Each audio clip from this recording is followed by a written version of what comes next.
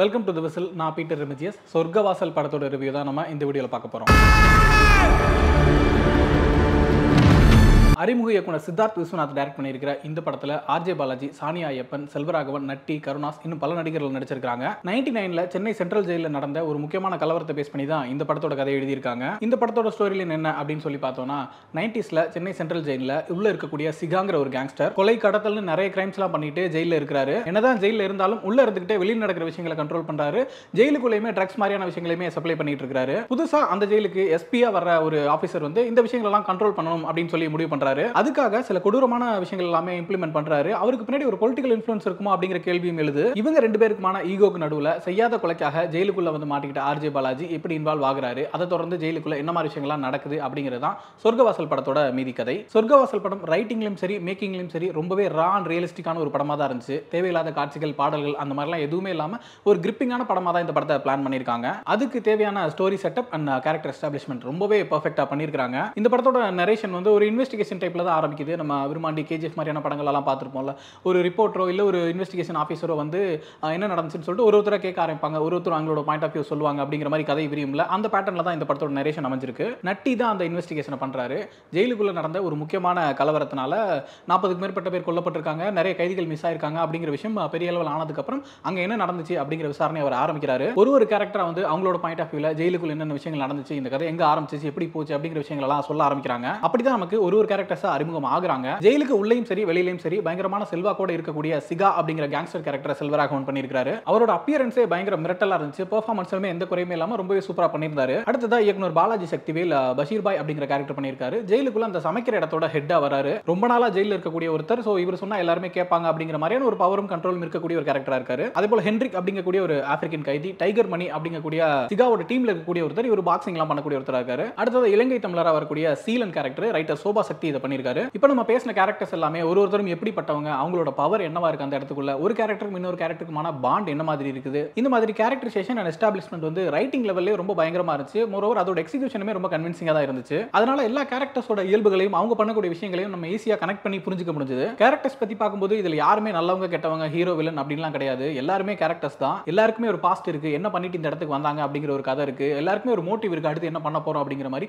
இந்த இடத்துல அவங்களோட ரோல் என்னவா இருக்கு அப்படிங்கிற ஒரு போர்ட்ரேலும் இருக்கு. சோ எந்த கேரக்டர் வேணா எப்ப வேணா என்ன வேணா பண்ணும், அவங்களுக்கு வந்து இவங்க இதுதான் பண்ணுவாங்க அப்படின்னு நம்ம எதையுமே ப்ரெடிக்ட் பண்ணிட முடியாது அப்படிங்கிற உணர்வை வந்து ஸ்கிரீன் பிளேல கொடுத்துட்டதுனால பயங்கர பரபரப்பா தான் படம் போயிட்டு இருந்துச்சு. இதுல பாராட்ட வேண்டிய விஷயம் என்ன அப்படின்னா, கேரக்டர் எஸ்டாப்ளிஷ்மெண்ட் பண்ற அப்படின்னு சொல்லிட்டு ஒரு கேரக்டருக்கும் தனித்தனியா சீன்ஸ் எல்லாம் வச்சு வேஸ்ட் பண்ணாம, போர் அடிக்காம படத்தோட ஃப்ளோலயே ஒரு கேரக்டருமே நமக்கு அழகா எஸ்டாப்ளிஷ் பண்ணிட்டாங்க. அடுத்ததா ரொம்ப முக்கியமான கேரக்டர் ஆர்ஜே பாலாஜி பண்ணிருக்கக்கூடிய பார்த்திபன். வட சென்னையில ஒரு தள்ளுவண்டி கடை வச்சுக்கிட்டு அம்மாவையும் கல்யாணம் பண்ணிக்க போற பொண்ணையும் பார்த்துக்கிட்டு அமைதியான வாழ்க்கை வாழ்ந்துகிட்டு இருக்க ஒருத்தர் எப்படி இந்த ஜெயிலுக்குள்ள வந்து மாற்றாரு அப்படிங்கிற ஒன்லைன் தான் இந்த படத்தோட கதைனே சொல்லலாம். ரொம்ப அப்பாவித்தனமா செய்யாத தப்புக்காக ஜெயிலுக்குள்ள வந்து மாட்டிக்கிட்ட இவரோட கேரக்டர் ஒரு கட்டம் வரைக்குமே வந்து கொஞ்சம் ஒரு பரிதாபத்தோடையும் கருணையோடையும் பார்க்கக்கூடிய ஒரு கேரக்டரா இருந்தாலும் ஒரு ஸ்டேஜ்க்கு அப்புறம் வந்து ப்ரெடிக்ட் பண்ண முடியாத ஒரு கேரக்டரா மாறுற மொமெண்ட் வந்து படத்துல ரொம்பவே இன்ட்ரெஸ்டிங்கா இருந்துச்சு. அதுல ரொம்ப குறிப்பா சொல்லணும்னா ஆர்ஜே பாலாஜியோட பெர்ஃபார்மன்ஸ் இது வரைக்கும் அவர் பண்ணிருக்க படங்களே பெஸ்ட் பெர்ஃபார்மன்ஸ்னு சொல்லிடலாம். அந்த அளவுக்கு ஒரு அற்புதமான நடிப்பை கொடுத்திருக்காரு. நம்ம டீசர் அண்ட் ட்ரைலர்ல பார்த்திருந்திருப்போம். பயங்கரமா கத்தி அழக்கூடிய காட்சிகள், ரொம்ப சத்தம்போடைய காட்சிகள், வயலன்ஸான காட்சிகள் அதெல்லாமே பயங்கரமா பண்ணியிருக்காரு. பட் அதெல்லாம் தாண்டி கூட சின்ன சின்ன எமோஷன்ஸை வெளிப்படுத்தக்கூடிய காட்சிகள்ல அவரோட நடிப்பு பயங்கர பிரமிப்பு ஏற்படுத்தியிருக்கு. இன்னும் சொல்ல போனா நிறைய இடங்கள் ஆர்ஜே பாலாஜியே தெரியலங்கிற அளவுக்கு அந்த கேரக்டராவே மாறி ரொம்ப பெர்ஃபெக்ட்டான ஒரு நடிப்பை கொடுத்திருக்காரு. அடுத்ததா ரொம்ப இம்ப்ரெசிவா அந்த பெர்ஃபார்மன்ஸ் வந்து கருணாஸ் அவர்களோடது தான். அவர் நம்ம நிறைய படங்கள்ல பார்த்திருக்கோம் அப்படினாலும்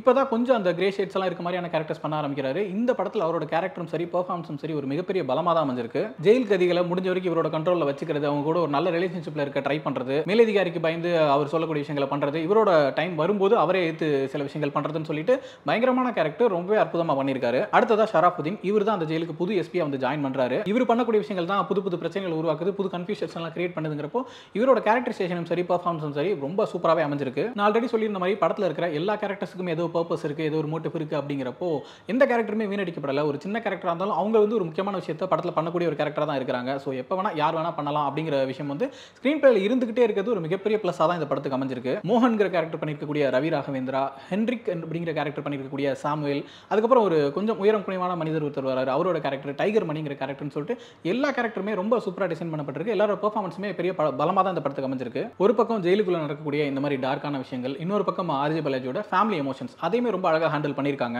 ஆர்ஜே பாலாஜி கல்யாணம் பண்ணிக்கக்கூடிய பொண்ணா வர சானியா அண்ட் அவங்களோட அம்மா, அவங்களுக்கு ஒரு பிரச்சனை இருக்குது, ஹெல்த் இஷ்யூ இருக்குதுன்றப்போ அவங்க 2 பேரும் எவ்வளோ தூரம் கஷ்டப்படுறாங்க, இவர் எவ்வளோ தூரம் வீட்டுக்கு போய் ஆகணுங்கிற சிச்சுவேஷனில் இருக்காரு அப்படிங்கிறதெல்லாம் ரொம்ப அழகாக எஸ்டாப்ளிஷ் பண்ணியிருந்தாங்க. மோரோவர் ஃபேமிலி எமோஷன்ஸில் வந்து நிறைய டைம் எடுத்து வேஸ்ட் பண்ணாமல் ரொம்ப திகட்டாத அளவில் அழகாக ஹேண்டில் பண்ணியிருந்தது இந்த படத்துக்கு ஒரு பெரிய ப்ளஸ்ஸாக தான் அமைஞ்சிருக்கு. அடுத்தது அந்த படம் பேசக்கூடிய விஷயம், இது வெறுமனே ஜெயிலுக்குள்ளே நடக்கக்கூடிய ரவுடிங்களுக்கும் போலீஸ்க்குமான சண்டை அப்படிங்கிற மாதிரி ஃப்ளாட்டாக இல்லாமல் நிறைய லேயர்ஸ் வந்து இந்த படத்தோட எக்ஸ்பீரியன்ஸை கொஞ்சம் பெட்டராக மாற்றுச்சுன்னே சொல்லணும். குறிப்பாக பொலிட்டிக்கல் பார்ட்டிஸ் வந்து எப்படி வந்து ரவுடிகளை உருவாக்குறாங்க, அவங்களோட சுயலாபத்துக்காக ரவுடிகளை எப்படி வளர்த்து விடுறாங்க, ஒருவேளை அரசியல் ஏதாவது பிரச்சனை வருது அப்படின்னா ரவுடியோ போலீஸோ யாராக இருந்தாலும் எப்படி வந்து எந்த தயக்கமும் இல்லாமல் பலி கொடுக்க தயாராகிறாங்க, அந்த மாதிரி விஷயங்கள்லாம் இந்த படத்தில் ரொம்பவே டீட்டெயில்டாக பேசியிருக்காங்க. அடுத்ததாக டைரக்டர் சித்தார்த் விஸ்வநாத்துக்கு வந்து இது முதல் படம் மாதிரியே தெரியல, அந்த அளவுக்கு ஒரு பயங்கரமான கண்ட்ரோல் அந்த கிராஃப்ட் மேலே அவருக்கு இருந்திருக்குது. ரொம்ப சூப்பராக டைரக்ட் பண்ணியிருக்காரு. ஒவ்வொரு காட்சியுமே சரி, அதோட ஸ்டேஜிங்காக இருக்கட்டும், அதோட மேக்கிங்காக இருக்கட்டும், எல்லாமே அவ்வளோ கன்வின்சிங்காகவும் இம்ப்ரெசிவாகவும் தான் இருந்துச்சு. அதுக்கு பெரிய சப்போர்ட்டாக படத்தோட ரைட்டர்ஸ் இருந்திருக்காங்க. தமிழ் பிரபா, அஸ்வின் அண்ட் டைரக்டர் சித்தார்த் 3 பேருமே சேர்ந்து தான் அந்த படத்தோட ஸ்கிரீன் பிளே எழுதியிருக்காங்க. அப்படி ஒரு எக்ஸலண்டான ரைட்டிங் இருந்ததுனால தான் இந்த படத்தை இப்படி டைரக்ட் பண்ணியிருக்க முடிஞ்சிருக்குன்னே நம்ம சொல்லலாம். அதே போல படம் டெக்னிக்கலி ரொம்ப ஸ்ட்ராங்கான படமாக அமைஞ்சிருக்குது. பிரின்ஸ் ஆண்டர்சனோட சினிமாட்டோகிராஃபி பெரிய பலம் அப்படின்னு தான் சொல்லணும். 90s அப்படிங்கிறப்போ அதுக்கான அந்த கலர் டோனை கொண்டு வந்ததுலேருந்து படத்தோட மூடை கேப்சர் பண்ணி அதுக்கேற்ற மாதிரியான ஃப்ளோ வந்து சினிமாட்டோகிராஃபியில் கொண்டு வந்தது மிகப்பெரிய பலமாக அமைஞ்சிருக்கு. அதே போல ஆர்கே செல்வாவோட எடிட்டிங் மிகப்பெரிய ப்ளஸ் இந்த படத்துக்கு அப்படின்னு தான் சொல்லணும். ஏன்னா ஒரு காட்சிகளையுமே அவர் அடுக்கி இருந்த விதமும் சரி, அந்த நரேஷனில் அவர் கொண்டு வந்த அந்த ஸ்டைலும் சரி, சில முக்கியமான காட்சிகளில் ஒரு சில மாண்டேஜஸ் போட்டு அந்த ஃபீலை நமக்கு கடத்தினது ரொம்ப முக்கியமான ஒர்க் தான் ஆர்கே செல்வா பண்ணியிருக்காரு. அதே போல மியூசிக் டைரக்டர் கிறிஸ்டோ சேவியர் ரொம்ப இன்டென்ஸான ஒரு மியூசிக் இந்த படம் முழுக்கவே கொடுத்துருக்காரு. இந்த படத்தோட மூடு வந்து எங்கேயுமே ஸ்பாயில் ஆடாமல் இன்னும் எலிவேட் ஆகிட்டே இருக்கிற மாதிரியான ஒரு மொமெண்ட்டை வந்து மியூசிக் மூலமாக கிரியேட் பண்ணியிருக்காரு. அடுத்ததாக தினேஷ் சுப்ராயனோட ஸ்டண்ட் வந்து எக்ஸலண்டாக அந்த படத்தில் ஒர்க் அவுட் ஆயிருக்கு. நம்ம ட்ரைலரில் பார்த்துட்டு இருப்போம், ஆர்ஜே பாலாஜி வந்து அடி வாங்கிட்டு இந்த வலிக்குதுரா அப்படின்னு சொல்லக்கூடிய அந்த ஒரு சீக்வன்ஸாக இருக்கட்டும், அதுக்கப்புறம் ஒரு பெரிய கலவரம் சீக்வன்ஸ் இருக்குது.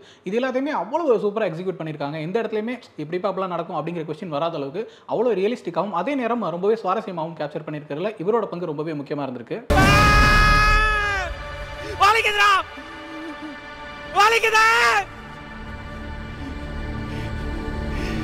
அதேபோல காஸ்டியூம், மேக்கப், சவுண்ட் டிசைன் சொல்லிட்டு எல்லா டெக்னிக்கல் டிபார்ட்மெண்ட்டுமே அவங்களோட பெஸ்ட்டை கொடுத்து இந்த படம் இந்த அளவுக்கு ஒரு நல்ல படமாக வரதுக்கான ஹெல்ப் பண்ணியிருக்காங்க. குறைகள் அப்படின்னு சொல்லி பார்த்தோம்னா ஃபர்ஸ்ட் ஆஃப் முடிகிற வரைக்குமே நமக்கு பெருசாக எந்த விஷயமே ரிவீல் ஆகாமல் போயிட்டே இருக்கிறதுனால இந்த படம் எதை நோக்கி போகுது அப்படிங்கிற ஒரு சின்ன கேள்வியும் சலிப்பும் மட்டும் இருந்துச்சு. அதே போல செகண்ட் ஹாஃப்லையும் ஒரு ஸ்டேஜ்க்கு அப்புறம் என்ன நடக்க போகுது அப்படிங்கிற விஷயங்களை ரிவீல் ஆகிறதுக்கு கொஞ்சம் இழுத்துட்டாங்களோ அப்படிங்கிற மாதிரியும் இருந்துச்சு. இந்த மாதிரி சின்ன விஷயங்களை தவிர்த்துட்டு ரொம்பவே கிரிப்பிங்கான இன்ட்ரெஸ்டிங்கான ஒரு படமாக தான் சொர்க்கவாசல் இருந்துச்சு. அதே போல கிளைமேக்ஸ்லையுமே நம்ம வந்து சினிமாட்டிக்கா ஹீரோயிக்கா இந்த விஷயங்களையுமே எதிர்பார்த்துற வேணாம். ஏன்னா வந்து ரியலிஸ்டிக்கா அந்த இடத்துல என்ன நடக்கும், பிராக்டிக்கலா என்ன பாசிபிளோ அப்படிங்கிற விஷயத்தை வச்சு தான் அந்த கிளைமேக்ஸை முடிச்சிருக்காங்க. அப்படியான ஒரு எதிர்பார்ப்போட போனீங்கன்னா கிளைமேக்ஸ் உங்களை டிசப்பாயின்ட் பண்ண வாய்ப்பு இருக்கு. அதை தவிர்த்துட்டு சொர்க்கவாசல் ரொம்ப இன்ட்ரெஸ்டிங்கான ஒரு படமா இருந்துச்சு. Very promising film from debut director Siddharth Vishwanath. நீங்களும் படம் பாருங்க, பார்த்துட்டு உங்களோட ஒப்பீனியன் என்ன அப்படிங்கிறத கமெண்ட்ல சொல்லுங்க.